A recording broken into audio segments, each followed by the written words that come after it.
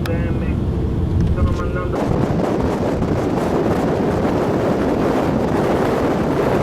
subito presso Giacomo. Quando vai dentro c'è un tizio, abbiamo verificato con la sua ragazza minaccia.